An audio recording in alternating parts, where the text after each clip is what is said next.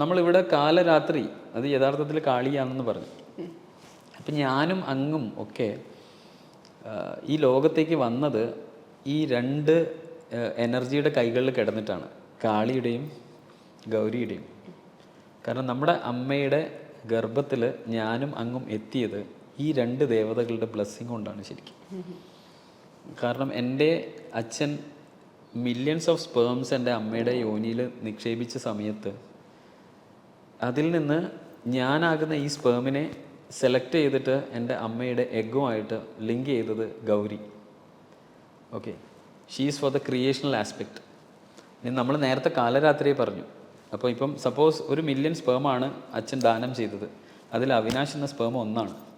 ബാക്കി the remaining millions of സ്പേംസിനെ ആരെങ്കിലും ഒരാൾ നശിപ്പിക്കണം, എന്നാൽ മാത്രമേ എനിക്ക് എക്സിസ്റ്റൻസ് ഉള്ളൂ.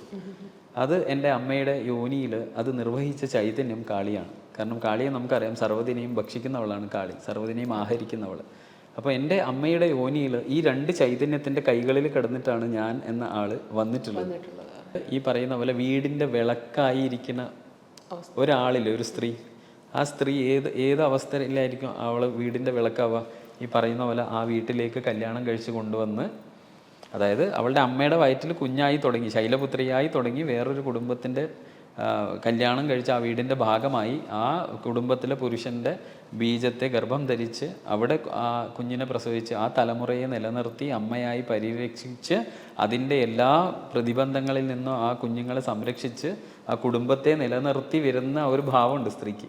അതാണ് യഥാർത്ഥത്തിൽ മഹാഗൗരി ഭാവം. യഥാർത്ഥത്തിൽ നമ്മൾ പറയില്ലേ, ഒരു വീടിൻ്റെ വിളക്ക് തന്നെ, വീടിൻ്റെ പ്രകാശം, മഹാഗൗരി. ഗൗരി പറഞ്ഞാൽ വെളിച്ചം എന്നാണ്, വെള്ള എന്നുള്ള അർത്ഥം. അപ്പോൾ ആ തലത്തിൽ ഒരു സ്ത്രീയുടെ ജീവിതത്തിൽ അവൾ ഇരിക്കുന്നത് ആ ഭാവത്തിലാണ്. മനസ്സിൻ്റെ തലത്തിൽ ഞാൻ നേരത്തെ പറഞ്ഞ പോലെ നമ്മുടെ ഈ പ്രജ്ഞയെ യഥാർത്ഥ അസ്തിത്വത്തിലേക്ക് നയിക്കുന്ന വെളിച്ചമായിരിക്കുന്ന വിസ്ഡം, ദ ഗ്രേറ്റ് വിസ്ഡം ആയിട്ട്, അത് ഗ്രേറ്റ് വിസ്ഡം എനർജി ആയിട്ട് നമ്മുടെ ഉള്ളിൽ ഇരിക്കുന്നതാണ് ശരിക്കും ഗൗരി.